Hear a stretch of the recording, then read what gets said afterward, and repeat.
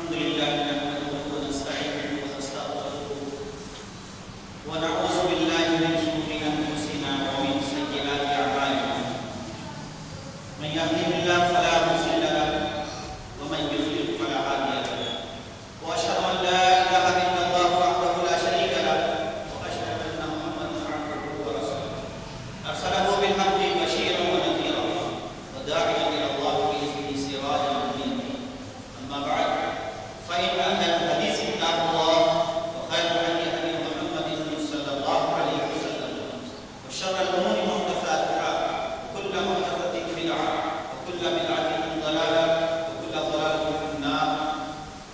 أعوذ بالله من الشيطان الرجيم. بسم الله الرحمن الرحيم. يا أيها الذين آمنوا اتقوا الله حق تقاته ولا تموتن إلا وأنتم مسلمون.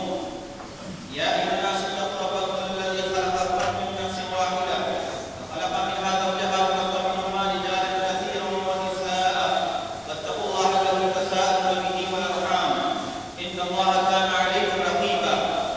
يا أيها الذين آمنوا اتقوا الله وقولوا قولا سديدا يصلح لكم أعمالكم ويغفر لكم ذنوبكم ومن يطع الله ورسوله فقد فاز فوزا عظيما.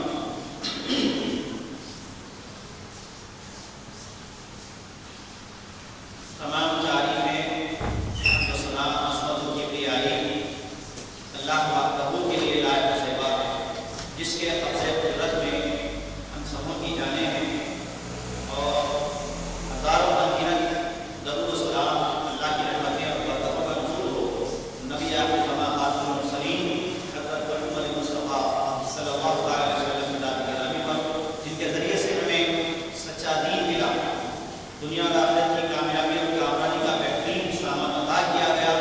محترم حاضرین کرام، تمام مہینوں کا سردار سید الشہور رمضان مبارک اپنی مکمل اور پوری آبادات کے ساتھ ہم سب پر سایہ بدل ہے۔ اللہ تعالیٰ کی رحمتوں کا برکتوں کا نزول ہر آن ہر لمحہ جاری و ساری ہے۔ رمضان مبارک اس مہینے کی خصوصیت میں ایک خصوصیت نزول قرآن ہے۔ اللہ تعالیٰ نے اس ماہ مبارک میں قرآن مقدس کو نازل کیا۔ ارشاد باری تعالیٰ ہے شہر رمضان الذی انزل فیہ القرآن۔ اور دوسری خصوصیت یہ ہے کہ اس ماہ مبارک میں اللہ تبارک و تعالیٰ نے تمام اہل ایمان پر روزے رکھنا فرض قرار دیا۔ ارشاد باری تعالیٰ ہے یا ایھا الذین آمنوا کتب علیکم الصیام کما کتب علی الذین من قبلکم لعلکم تتقون۔ یوں اگر دیکھی جائے تو اس ماہ مبارک کی خصوصیات اور عظمتوں کا ایک لامتناہی سلسلہ ہے۔ میں اس موقع کی مناسبت سے روزے کا جو اعلیٰ ترین اور اہم ترین مقصد ہے لعلکم تتقون، تقوی کی حقیقت، تقوی کی اہمیت، تقوی کے ثمرات اور برکات انشاءاللہ العزیز قرآن کریم کی آیات اور نبی محمد صلی اللہ علیہ وسلم کی احادیث مبارکہ کے ذریعے سے تقوی کی حقیقت کو پیش کیا جائے گا۔ سب سے پہلی بات تو یہ ہے کہ ہم روزہ کیوں رکھیں۔ جواب ملتا ہے کہ روزہ پہلے ایمان کا فرض ہے۔ کہ روزے کا مقصد کیا ہے، روزے کی غرض و غایت کیا ہے، اس سلسلے میں بھی اللہ تعالیٰ نے فرمایا لعلکم تتقون، تاکہ وہ پرہیزگار بن جاؤ، متقی بن جاؤ۔ تقویٰ عربی لفظ ہے اور اپنے اندر بے شمار مفاہیم اور معانی رکھتا ہے۔ اور اگر ہم اسلام کے تمام ارکان پر غور کریں، پانچوں ارکان پر، تو ان پانچ ارکان کا حاصل اور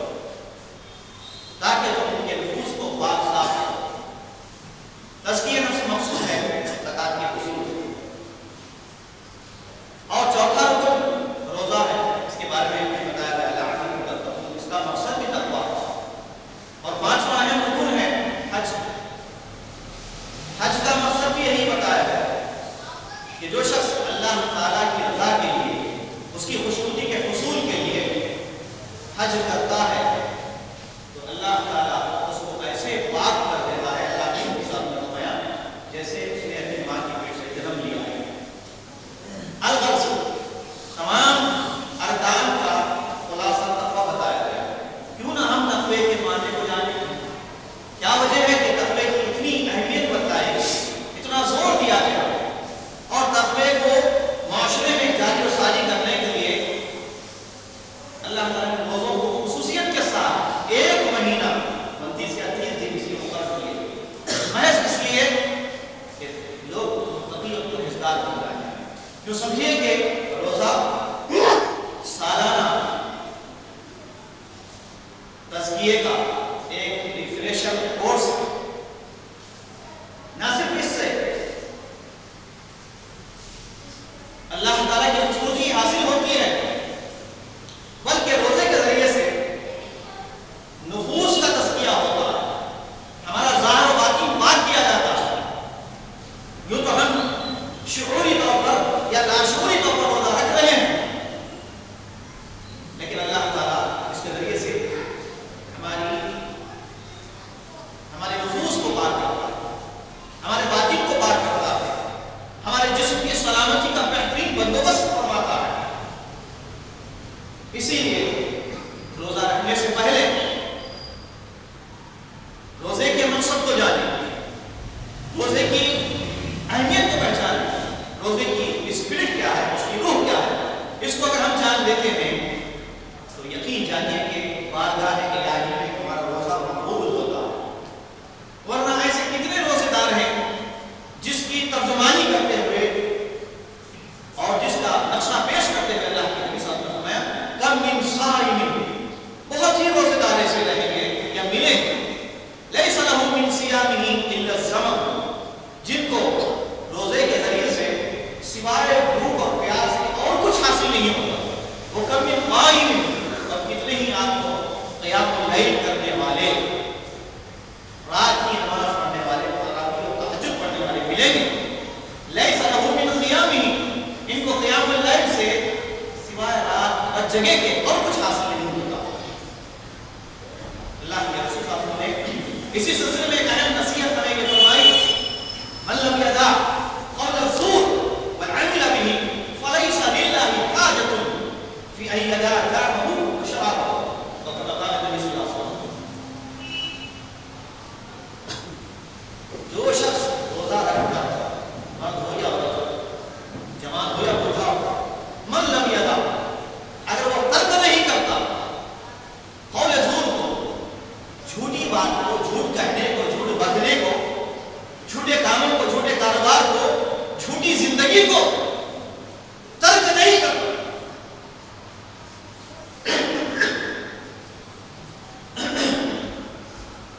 تو اللہ کے نبی صلی اللہ علیہ وسلم نے فرمایا لیس لہ، اللہ تعالیٰ کو کوئی ضرورت نہیں ہے کہ وہ شخص صبح سے شام تک اپنا کھانا پینا ترک کر دے، اس لیے کہ روزہ صرف کھانا پینا چھوڑ دینے کا نام نہیں ہے۔ روزے کا اگر اصلی معنی دیکھا جائے تو 3 چیزوں کے ترک کرنے کا نام ہے۔ روزہ 3 چیزوں کے ترک کرنے کا نام ہے۔ لغت میں اس کا معنی ہے الامساک، رک جانا ہے، عن الاکل والشرب والجماع، 3 کاموں سے یا 3 باتوں سے رک جانے کا نام روزہ ہے لغت میں، اور شریعت میں بھی یہی مفہوم ہے۔ سحر سے افطار تک اللہ کو اس کے رسول صلی اللہ علیہ وسلم کے منع کردہ چیزوں کو سے بچنے کا نام روزہ، کھانے سے رکنا، پینے سے رکنا، اور بیوی سے صحبت کرنے سے رکنا۔ اس کو اگر میں یہ کہوں کہ 2 چیزوں کو کنٹرول کرنے کا نام روزہ ہے تو اس حدیث کی ترجمانی ہو جائے گی، اور ان 2 چیزوں کے درمیان صرف ایک ہی بات اس کا فاصلہ ہے، شکم پیٹ کو کہتے ہیں، اور شہوت شرمگاہ، پیٹ کی خواہشات اور شرمگاہ کی خواہشات، اس پہ کنٹرول کرنے کا نام روزہ ہے، اور دونوں کے درمیان صرف ایک ہی بات اس کا فاصلہ ہے۔ اللہ کے نبی صلی اللہ علیہ وسلم نے مزید یہ فرمایا جو شخص مجھے، اور اگر یہ بھی اس میں شامل کر لیں جیسے کہ قول الزور ہے تو دو باتیں اور آپ کے سامنے آ جائیں. اللہ کے نبی صلی اللہ علیہ وسلم فرماتے ہیں من یضمن لی ما بین لحییہ، جو شخص مجھے گارنٹی دیتا، ضمانت دیتا، یہ دونوں جبڑوں کے درمیان کی چیز یعنی زبان اور دونوں پیروں کے درمیان یعنی شرمگاہ کی حفاظت کرے گا، زبان کی حفاظت اور شرمگاہ کی حفاظت، یہ اضمن لہ الجنہ، ایسے روزے دار کو، ایسے لوگوں کو، ایسے پاک بازوں کو میں جنت کی ضمانت دیتا ہوں. الحمدللہ پیارے نبی صلی اللہ علیہ وسلم نے کتنی بڑی خوشخبری فرمائی. ضمانت دیتا ہوں. کون ہے آج کے دور میں جو ہمیں گارنٹی دے کسی بات کی؟ کوئی کسی چیز کی گارنٹی نہیں دے سکتا. اور جتنی بھی گارنٹی دی جائے دنیا میں اس کی مدت کتنی ہوگی؟ 1 سال، 2 سال، 5 سال، 10 سال یا 100 سال. اس کے بعد وہ چیز تباہ ہو جائے گی، برباد ہو جائے گی ہمیشہ کے لیے. اگر رہنے والی کوئی چیز ہے تو وہ ہے جنت، اور جنت یوں ہی نہیں ملے گی. اور چند چیزوں کی پابندی کر لیں اور چند چیزیں چھوڑ دیں، جو آسان ہے اس کو اپنا لیں، جو تکلیف دہ چیزیں ہیں اسے چھوڑ دیں. اس کا نام مسلمانیت نہیں، اس کا نام اسلام نہیں ہے. اور اس بنیاد پر کوئی شخص جنت کا وارث نہیں بن سکتا. اللہ کے نبی صاحب نے فرمایا حفت الجنت بالمکارہ وحفت النار بالشہوات.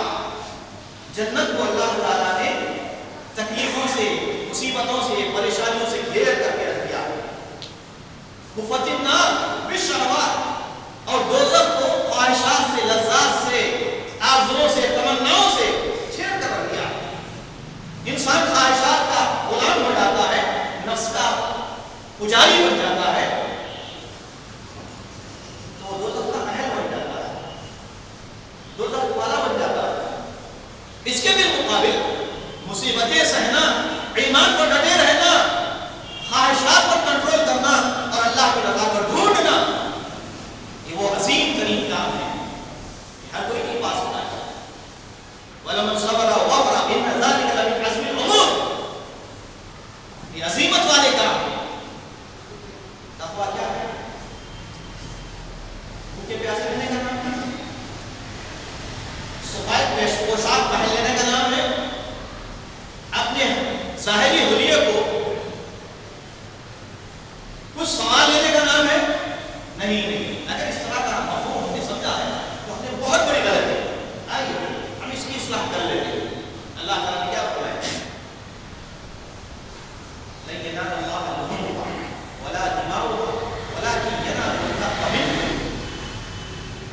یہ بقرعید کے موقع پر جو تم قربانیوں کا گوشت دیتے ہو، قربانیاں کرتے ہو، خون بہاتے ہو، اللہ کو اس کا گوشت اور اس کا خون نہیں پہنچتا، بلکہ تمہارے دلوں کا اخلاص تقویٰ پہنچتا ہے کہ کس تقوی سے، کس نیت سے اور کس خلوص کے ساتھ تم نے قربانی کی. یاد کرو اس وقت کو، آدم علیہ السلام کے دونوں بیٹوں نے بھی قربانی کی.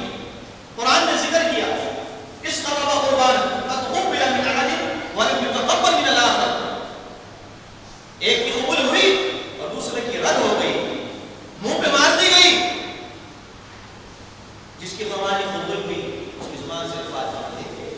اس نے کہا انما يتقبل الله من المتقين، کہ اللہ تعالیٰ قربانی یا نیک کام صرف متقیوں سے قبول فرماتا ہے. تقویٰ شرط ایمان ہے، اور یہ نہیں جو ہم زندگی بھر کے روزے رہ جائیں، زندگی بھر سبوں حج کر لیں، عمرے کر لیں، زندگی بھر قطار لگا دیں صدقہ خیرات کرنے کے لیے، نمازوں پر نمازیں پڑھ کے اور پیشانی پر کٹھے لا دیں، رات بھر قیام کریں، تب بھی ہماری یہ کوئی نیکی بارگاہ الہی قبول نہیں. وہ ایک سجدہ جسے تو گراں سمجھتا ہے، ہزاروں سجدوں سے دیتا ہے آدمی کو بچا. اگر تقویٰ ہے تو چھوٹی نیکی بھی قبول ہے. آپ کو اس کی مثال دیتے ہوئے پیارے نبی صلی اللہ علیہ وسلم کے دور کا واقعہ ہے. اللہ کے نبی صلی اللہ علیہ وسلم کے دور میں ایک مہم میں، ایک غزوے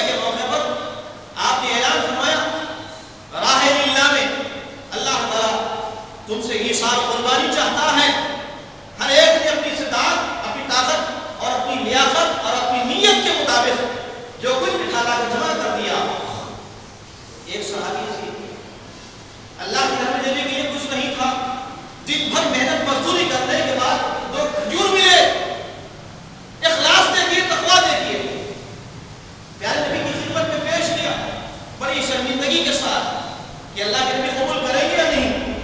آپ صلی اللہ علیہ وسلم نے اس اناج روپیہ پیسہ اس ساری ڈھیر کے اوپر دو کھجوروں کو رکھ کے فرمایا کہ اس کا مقام یہ نہیں. یعنی اگر اخلاص کی بنیاد پر تم نے یہ خیرات کیا ہے، خلوص کی نیت کے ساتھ کیا ہے، تو یہ ڈھیر سارے مال سے اوپر تمہارا مقام ہوگا انشاءاللہ. یہ ہے تقویٰ. ایک اور مثال دیتے ہیں خدا کا تقوی کی نیت کتنی بڑی ہے. آج ہم نیت زبان سے ادا کرتے ہیں اور کتنے تو ایسے ہیں رسم بنا لی نوائت والا سو بدل للہ تعالی من صوم رمضان، جبکہ حدیث میں ایسے کوئی الفاظ نیت دل کے ارادے کا نام ہے.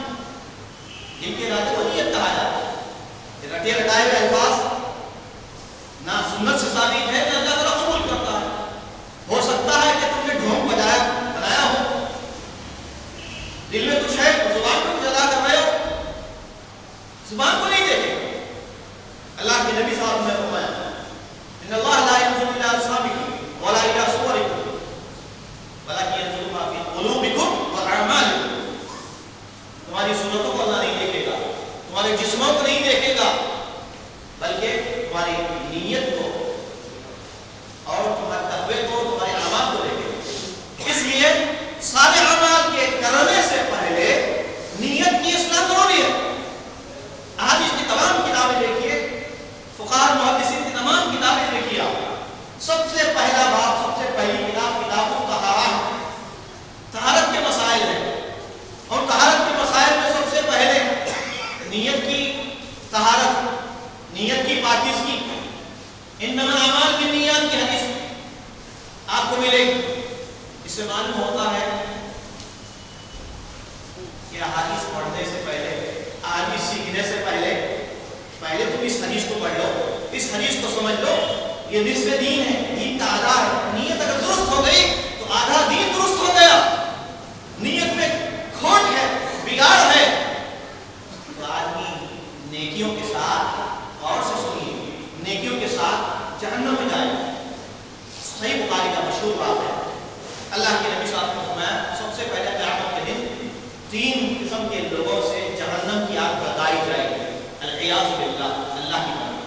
فرمایا آپ صلی اللہ علیہ وسلم نے کہ ایک آدمی کو پیش کیا جائے گا جو بڑا اہل علم تھا، لوگوں میں بڑا مشہور تھا اور علم کے چرچے تھے، بڑا علامہ تھا، لوگوں میں علم قرآن پھیلاتا رہا، دین پھیلاتا رہا.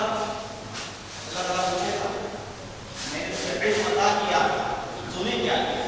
وہ اپنی بڑائی بیان کرے گا، کہے گا میں نے یہ کام کیا، وہ کیا. اگر اللہ بہتر جانتا ہے. اللہ تعالیٰ فرمائے کذب تھا، جھوٹے، تو نے جھوٹ کہا، تو نے یہ سارے اعمال، یہ علم کے چرچے، یہ علم کا شہرہ، یہ علم کو پھیلانے کا کام کس لیے کیا؟ تاکہ لوگ تجھے بڑا قاری قرآن، عالم دین، علامہ اور بڑے بڑے القاب سے یاد کرے. دنیا والوں نے تیرا انعام دے دیا ہے، میرے پاس کچھ نہیں دینے کے لیے. اللہ تعالیٰ اخلاص ہے تو دیتا، یا اخلاص ہے ہی نہیں، صرف اخلاص ہے. دوسرا شخص پر آیا جائے گا، کون ہوگا؟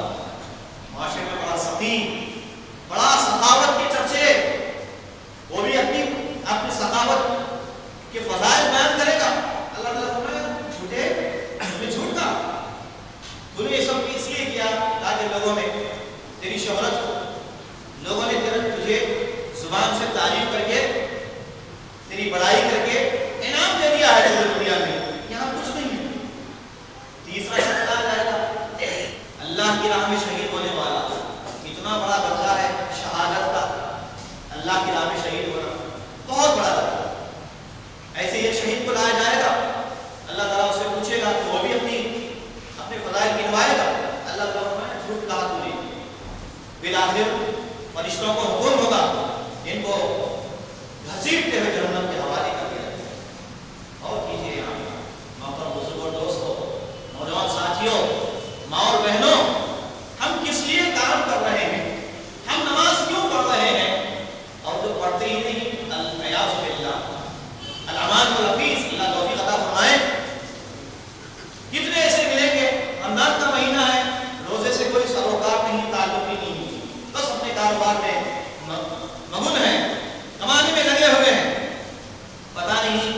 کتنی تباہی کا سامان اپنے لیے تیار کر رہے ہیں. اپنے اعمال سے پہلے اپنی نیات کی درستگی اگر کر لیتے ہیں، اسی نیت کے ساتھ ہی ہمارے لیے اجر لکھ دیا ہے. ایک واقعہ سنا کر میں اپنی بات کو آگے بڑھوں گا کہ ایک غزوے میں اللہ کے نبی صلی اللہ علیہ وسلم نے اعلان فرمایا، غزوہ ہو گیا تو اللہ کے نبی صلی اللہ علیہ وسلم نے فرمایا جو لوگ راہ اللہ میں شہید ہوئے وہ تو جنت کے مستحق ہوئے، اور جو لوگ غازی کہلائے وہ مال غنیمت کے مستحق ہوں گے، اور جو لوگ میدان میں نہیں آئے اپنے گھروں میں تھے، کچھ مدینے میں ایسے لوگ ہیں جو میدان میں نہیں آئے، وہ بھی میدان میں آنے والوں کے برابر اجر میں برابر کی شریک. صحابہ کو تعجب ہوا، ہم گھر بار چھوڑ کر، مال و منال چھوڑ کر، بیوی بچوں کو چھوڑ کر اللہ کی راہ میں لڑتے رہے، اور وہ لوگ جو گھروں میں رہے وہ ہمارے ساتھ اجر میں کیسے برابر ہو سکتے ہیں؟ یہ تو ناانصافی ہے. اللہ کے نبی صلی اللہ علیہ وسلم نے فرمایا کہ اچھے کہ وہ تمہارے ساتھ میدان جہاد میں کود نہیں پڑے، میدان میں نہیں آئے، انہوں نے کوئی قتال نہیں کیا، لیکن پھر بھی تمہارے ساتھ اجر میں برابر کے شریک ہیں. فرمایا اس لیے کہ ان کی نیت یہی تھی کہ اگر وہ صحت مند ہوتے، بیمار نہ ہوتے، اور ان کے پاس سواری کا بندوبست ہوتا میدان جنگ میں آنے تک کا، تو یقیناً وہ ضرور میدان جنگ میں آئے گی. ان کی نیت تھی، اللہ تعالیٰ نے نیت کے مطابق ہمارے اجر میں برابر شامل فرما دیا. یہ ہے دوست نیت کی درستگی، تقوی کی اہمیت، تقوی کی اہمیت اور اس کے ثمرات کیا ہے، اس کے برکات کیا ہے. اگر ہم اسلام میں سمجھ لیتے ہیں تو سمجھیے کہ زندگی بھر ہم نے تقوی کی زندگی گزارنے کا عزم کر لیا ہے. اگر اس مہینے میں بھی ہم نے تقوی نہیں سمجھا تو پھر کیا ہوگا؟ وقتی طور پر ہم روزے دار یا مسلمان بن کر رہیں، رمضان کے خاتمے کے بعد ہمارا ایمان، ہمارا تقوی اور ہماری جو ہے نیکیاں، یہ ساری چیزیں جو ہے پیچھے رہ جائے گی. اس کی کوئی اہمیت نہیں. اہمیت کیا ہوگی؟ مال کی اہمیت، دولت کی اہمیت، کاروبار کی اہمیت، جائیداد کی اہمیت، صحت کی اہمیت، یہ چیزیں. تو آئیے، اللہ تعالیٰ نے قرآن مجید میں تقوی کو 3 معنوں میں استعمال کیا ہے. تقوی قرآن مجید میں 3 معنوں پہ مشتمل ہے. نمبر 1 ڈر اور خوف کا نام، اللہ سے ڈرنے کا نام تقوی. وَإِيَّايَ فَاتَّقُونِ سورۃ بقرہ آیت نمبر 41. اور اطاعت اور عبادت کا نام بھی تقوی ہے. یا الذین آمنوا اتقوا اللہ حق تقاتہ، حق عبادتہ، اللہ سے ڈرو جیسے ڈرنے کا حق ہے، یعنی کما حق اس کی عبادت کرو، اللہ ہی کی عبادت کرو. یہ دوسرا معنی ہے تقوی. اور تیسرا معنی ہے دل کو گناہوں سے پاک کرنا. دل کو گناہوں سے پاک کرنا. جسم کو پاک کرنا آسان ہے، بدن کو پاک کرنا آسان ہے، کپڑوں کو پاک کرنا آسان ہے، گاڑی کو پاک کرنا آسان ہے، گھروں کو پاک صاف کرنا آسان ہے.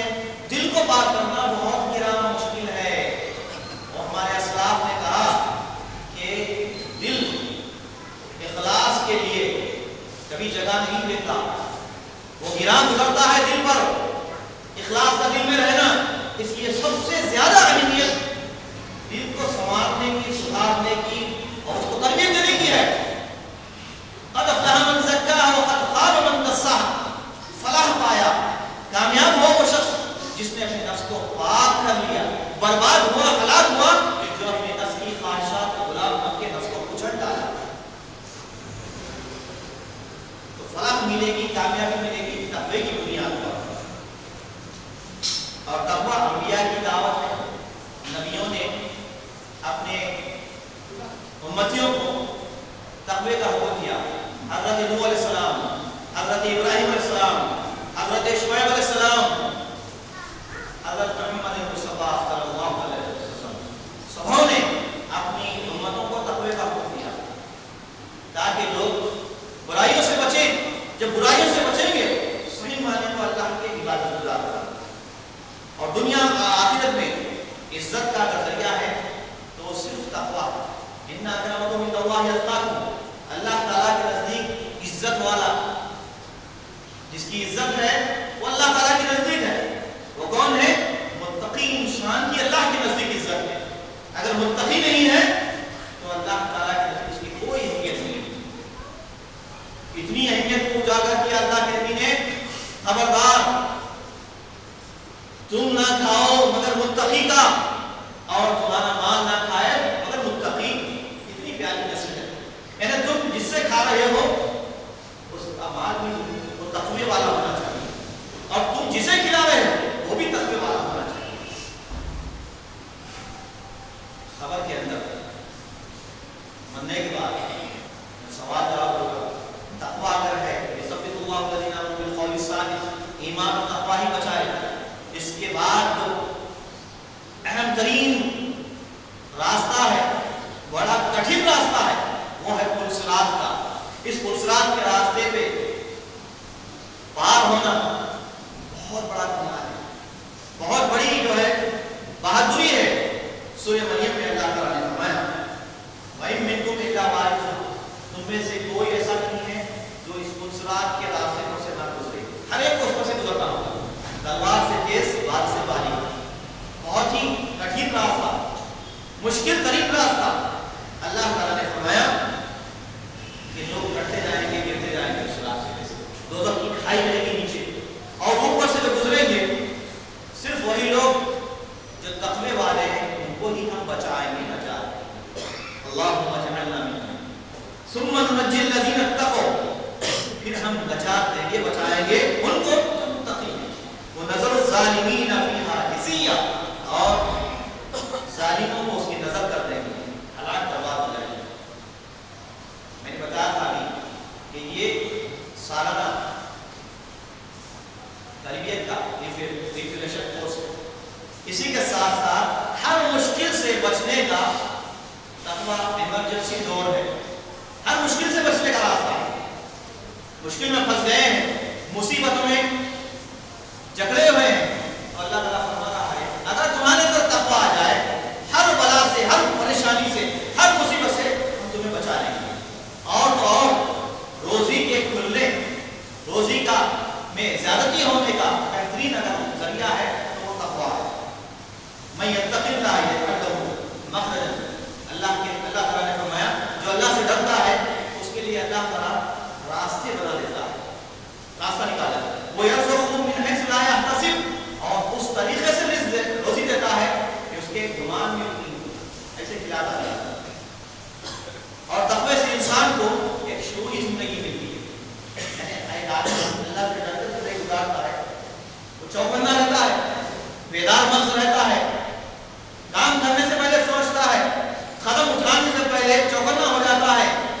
ہاں اگر بشری اعتبار سے کوئی غلطی ہو جاتی ہے، کوئی گناہ ہو جاتا ہے، وہ دیر تک باقی نہیں رہتا، فوری توبہ کرتا ہے، فوری تائب ہو جاتا ہے، ڈر جاتا ہے اللہ سے، اور محرمات سے، حرام کاموں سے وہ بچتا ہے. اس سلسلے میں آپ کو معلوم ہوگا صحیح بخاری کا واقعہ 3 غار والوں کا. اس میں سے ایک شخص اللہ کے دربار میں یہ عرضی پیش کر رہا تھا. غار میں پھنس گئے تھے لوگ، 3 لوگ. تو ایک نے کہا ہے اللہ میری چچازاد بہن تھی جو میں اس سے محبت کرتا تھا، اور پھر ایک دفعہ وہ میرے پاس اپنی مجبوری کے لیے آئی، موقع کو میں نے غنیمت جانا، اور جیسے ہی برائی کا میں نے ارتکاب کا ارادہ کیا اس کے قریب ہوا، اس اللہ کی بندی نے اسی طرح کہا کہ اللہ کے بندے تو اللہ سے ڈر. اتنا کہنا تھا کہ میرے جسم پہ کی کباہٹ طاری ہو گئی، دل دہل گیا، اور میں نے اس گناہ سے باز آ گیا. یہاں پر اس کو کون سی چیز بچائی؟ گناہ سے کون سی چیز بچائی؟ کوئی نہیں تھا، صرف اللہ کا ڈر اور تقویٰ تھا، جس کے نتیجے میں اللہ تعالیٰ نے ان کو غار سے بھی نکال دیا، آخرت کی آفت اور مصیبت سے بھی نکال دیا، زنا سے بچا دیا، اور دنیا کی تنگی اور آفت سے بھی بچا دیا. اسی طرح تقوی سے معاشرے کی بھی اصلاح ہوتی ہے. آج معاشرے میں ہر قسم کا بگاڑ ہے، کون سی ایسی برائی نہیں، کون سا ایسا گناہ نہیں جو زمانے جاہلیت میں نہیں تھا، صرف نام چینج ہو گئے. کام پورے وہی ہے جو زمانے جاہلیت میں تھے، نام ہم نے تبدیل کر دیے ہیں. اللہ کے نبی نے فرمایا قیامت کے قریب لوگ شراب کا کچھ اور نام دے کر لوگ پیئیں گے، سود کا کچھ اور نام دے کر کھائیں گے. تو آج وہی حالت ہو رہی ہے. لوگوں نے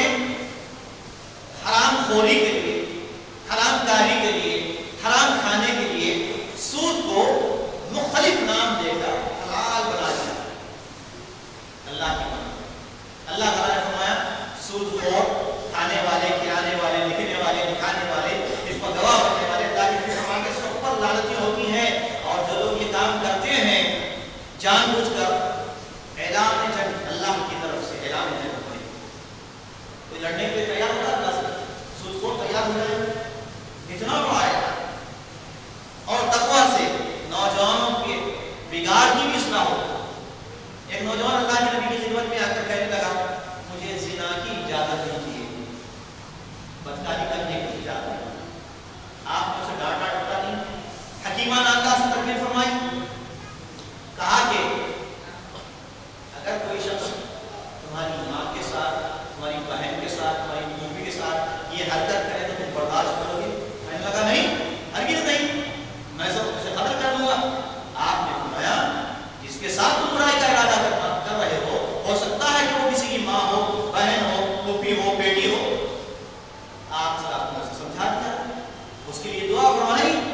بس وہ گناہ سے باز آ گیا اور زندگی بھر نظر اٹھا کر کسی غیر کی طرف نہیں دیکھا. ایسے متقی صحابی ہوتے.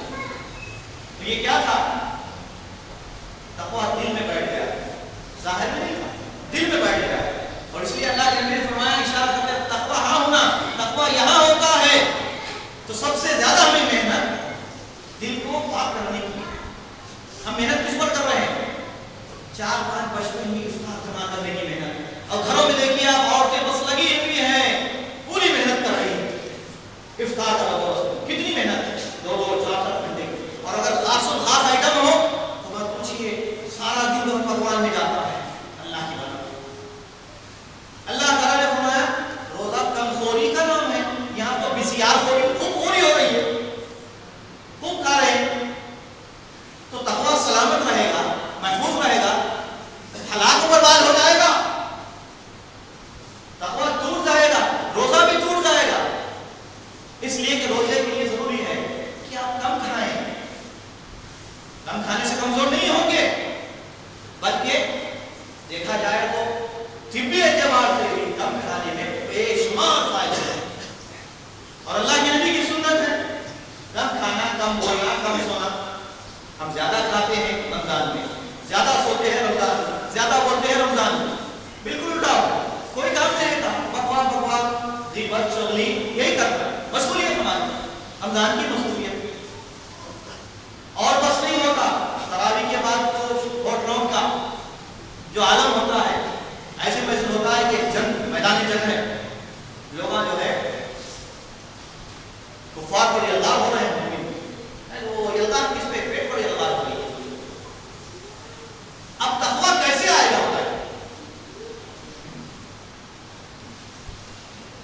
ضرورت اس بات کی ہے کہ ہم صحیح معنی میں تقوی کو، اس کے مفہوم کو سمجھ جائیں. یہ تقوی کی مثالیں. اور تقویٰ گناہ کرنے والی چیزوں سے نفس کو بچا دیتا ہے اور ممنوع چیزوں کو چھوڑ دیتا ہے.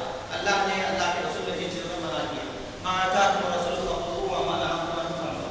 ہم کیا کرتے ہیں؟ جو چیزیں منع کی گئی وہ کرتے ہیں، اور جن چیزوں کے کرنے کا حکم دیا گیا اس کو نہیں کرتے.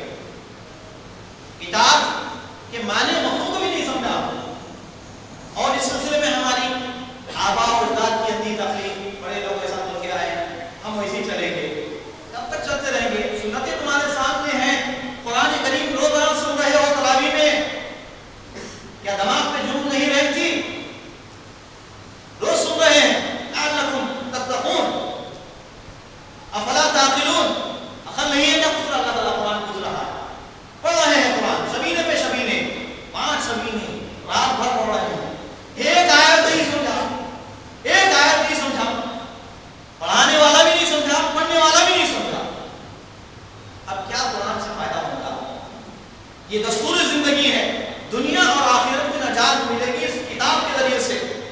سابقہ قومیں جتنی، ہمارے اسلاف بزرگان دین جتنے کامیابی ان کو ملی، نجات ملی، تو صرف وہ قرآن کو اپنا کر، نبی کی تعلیمات کو اپنا کر. اور ہم چھوڑ دیے، ہم نے رسمی زندگی اپنا لی. رسمی مسلمان، عادتی مسلمان، عادی مسلمان. کیوں رکھنا ہے پتا ہی نہیں، کیا کرنا ہے نہیں معلوم، بچوں کو بھی رکھا ہے، عادت بنا، عادت نہیں ہے یہ، ایک عادت بناؤ، روزے کو عادت نہیں عبادت بناؤ تو اجر ملے گا انشاءاللہ۔ عمر فاروق رضی اللہ تعالیٰ عنہ نے تفسیر قرطبی کے حوالے سے ابی بن کعب سے تقوی کے معنی پوچھا، تقوی کیا ہے بتاؤ۔ ابی بن کعب مفسر قرآن تھے، انہوں نے قاری قرآن تھے، انہوں نے تقوی کے مطلب کو، تقوی کے مفہوم کو واضح کیا اس انداز سے، اے عمر بتاؤ تو صحیح، تمہارا کسی ایسے راستے سے گزر ہوا ہے کہ دو طرف جھاڑیاں ہیں، کانٹے دار جھاڑیاں ہیں، تنگ راستہ ہے، وہ راستے سے تم کیسے جاتے ہو؟ عمر فاروق رضی اللہ عنہ نے کہا کہ میں بڑا چوکنا ہوگا، اپنے پورے کپڑوں کو سمیٹتے ہوئے بڑی چالاکی کے ساتھ ادھر ادھر دیکھتے ہوئے راستہ پار کیا۔ کہنے لگے یہی تو تقویٰ ہے، یہ دنیا خواہشات آگے پیچھے منڈلا رہی ہے، ہماری دائیں بائیں ہمارا پیچھا کر رہی ہے، ہم پر ڈاکہ ڈال رہی ہے خواہشات، ہم نہ چاہتے ہوئے بھی برائیوں کو دیکھ رہے ہیں، نہ چاہتے ہوئے بھی ہمارے گھروں میں برائیاں ہو رہی ہیں، اس میں ملوث ہیں بڑے چھوٹے بچے، کون کوئی باقی نہیں۔ اللہ تعالیٰ فرما رہے ہیں تقویٰ اگر ہے تو ہم نجات دیں گے، ورنہ ساری بستی کو تباہ کر دیں گے۔ لہذا تقویٰ پیدا کرنا سب سے بڑی عبادت ہے، سب سے بڑی عبادت ہے، اور اگر یہ پیدا نہیں ہوتی اور بڑی سے بڑی عبادت بھی اس کے سامنے چھوٹی ہو جائے، اس لیے کہ اللہ تعالیٰ تقوی کو ہی، تقوی کی عبادت کو ہی قبول فرماتا ہے۔ انبیاء کرام کو تقوی کا حکم ہے، یا ایھا الرسول کلوا من الطیبات واعملوا صالحا، مومنوں کو تقوی کا حکم دیا، یا ایھا الذین آمنوا اتقوا اللہ، خود نبی صلی اللہ علیہ وسلم کو حکم دیا اللہ تعالیٰ نے، یا ایھا النبی اتق اللہ، اے نبی اللہ سے ڈرو، اور اعمال کی قبولیت صرف تقوی کی بنیاد پر ہوگی، اور ہدایت متقیوں کے لیے، الف لام میم ذالک الکتاب لا ریب فیہ ھدی للمتقین۔ قرآن پڑھ رہے ہیں، سن رہے ہیں، لیکن پتا ہے کہ قرآن سے کس کو فائدہ ہوگا؟ صرف متقیوں کو فائدہ ہوگا، متقی نہیں ہے تو اس کو ایک ماسے کا فائدہ نہیں ہوگا۔ وننزل من القرآن ما هو شفاء ورحمة للمؤمنين ولا يزيد الظالمين إلا خسارا۔ جو ظالم لوگ ہیں، قرآن کے خلاف عمل کرتے ہیں، قرآن کے خلاف سوچتے ہیں، قرآن و حدیث کے خلاف چلتے ہیں، ان کو صرف خسارے کے اور کچھ حاصل نہیں ہوگا۔ اور سب سے بہترین توشہ تقویٰ ہے، وَتَزَوَّدُوا فَإِنَّ خَيْرَ الزَّادِ التَّقْوَىٰ۔ کیا لینا ہے دنیا سے؟ کیا لے کر جانا ہے؟ ذات تقویٰ ہے، سب سے بہترین توشہ کیا ہے؟ تقویٰ۔ کیا لے کر جانا ہے؟ اگر تقویٰ لے کر جا رہے ہیں دنیا سے ہم، تو سب سے بہترین کامیابی ہماری۔ اگر تقوی کا توشہ نہیں ہے تو یہ جو سفر ہے ہمارا، کون سا؟ یہ زندگی کا جو سفر ہے، مرنے کے ساتھ ختم نہیں ہوگا، وہاں سلسلہ رہے گا، خبر، پل صراط، میدان محشر، پھر اس کے بعد میزان، پھر جو ہے حساب کتاب، اس کے بعد پھر نجات و شفا، یہ طویل سلسلہ ہوگا۔ اس کے بعد وہ جنت میں جہنم، فیصلہ کر لیں کہ پھر تقوی والے بنتے ہیں، جنت کے وارث بنتے ہیں، اور عزت کی زندگی صرف ملے گی تو تقوی کی بنیاد۔ اور سب سے بہترین لباس بھی تقوی ہے، وہ لباس تقویٰ ذالک خیر، سب سے بہترین لباس تقوی کا، یعنی جس لباس میں پہن کر آدمی اپنی عزت اور آبرو کی حفاظت کرے۔ آج لباس کہاں ہے؟ مردوں میں کچھ لباس ہے، عورتیں بے لباس ہیں، مردوں نے بنا دیا ہم نے، اور یہ سب امریکہ یورپ میں جو چال چلی ہے تاکہ ایمان والے اس گناہ میں اور عریانیت میں مبتلا ہو کر تقوی سے خالی ہو جائیں۔ جب تقوی سے خالی زندگی ہوگی تو ایسے لوگوں کو مارنا آسان ہو جائے گا۔ یہ پلاننگ ہے امریکہ اور یورپ، یہ یہودیوں کی۔ اگر ہم ایمان سے کمزور، تقوی سے خالی ہو جائیں تو ہمیں تباہ ہونے کے لیے دیر نہیں ہوگی۔ اصلوں ہمیں اپنا محاسبہ کرنا ہے، اور تقوی ہتھیار ہے، مومنوں کا ہتھیار ہے۔ وَإِن تَصْبِرُوا وَتَتَّقُوا فَإِنَّ ذَلِكَ مِنْ عَزْمِ الْأُمُورِ۔ اور متقی لوگ اللہ کے دوست ہیں۔ أَلَا إِنَّ أَوْلِيَاءَ اللَّهِ لَا خَوْفٌ عَلَيْهِمْ وَلَا هُمْ يَحْزَنُونَ۔ اور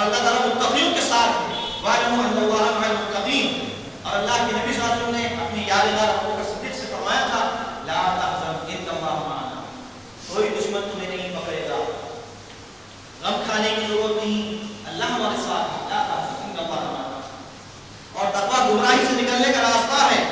اور تقوی سے 4 چیزیں ہمیں حاصل ہوتی ہیں. اگر تقوی آ جائے تو فرقان ہمیں ملے گا. فرقان کا مطلب حلال اور حرام میں تمیز کرنے کا مادہ اور کسوٹی ملتی ہے.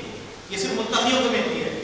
دوسری جو چیز ملتی ہے یکفر السیئات، اللہ تعالیٰ ہماری سیئات کو، گناہوں کو معاف کر دیتا ہے، متقی بنتے ہیں. اور تیسرا فائدہ یہ ہوتا ہے مغفرت الذنوب، سارے گناہوں کو معاف کر دیتا ہے. اور چوتھا فائدہ اجر عظیم کی شکل میں عطا فرماتا ہے. اور کامیابی صرف متقیوں کو ملتی ہے. اور آخر میں تقویٰ کیسے حاصل ہوگا؟ حصول تقویٰ، فرضیت کی پابندی، فرائض کی پابندی کرنا، اور تقویٰ کا اللہ نے حکم دیا اس کا احساس پیدا ہونا. حکم ہے اللہ کا، اللہ سے ڈرو.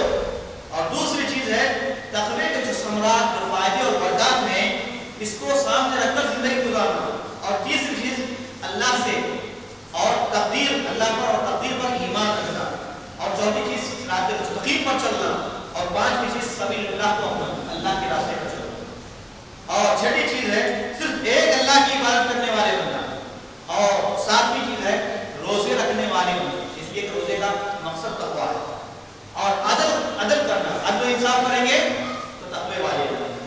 اور معاف کرنے والے بننا، معاف کرنے والے بنیں گے تو تقوی والے بنتے ہیں. اور مشکوک چیزوں سے بچنا، ڈاؤٹ فل چیزوں سے بچیں تو انشاءاللہ تقوی والے بنیں گے. اور متقیوں کی سیرتوں کا مطالعہ کرنا، اور متقیوں کی صحبتیں اختیار کرنا، اچھے لوگوں کی، اور دعا کرتے رہنا، اللہ سے معافی تلافی کرتے رہنا، اور تقوی کی تلقین کرتے رہنا. یہ وہ اسباب ہیں جس کے ذریعے سے ہم اگر اس پر غور کریں تو انشاءاللہ تقویٰ نصیب ہوگا. اللہ کے نبی صلی اللہ علیہ وسلم خود دعا فرمایا کرتے تھے اللہم انی اسألک الہدی والتقی والعفاف والغنی. اے الہ العالمین، ہمیں بھی تقوی کو سمجھنے اور شعوری زندگی گزارنے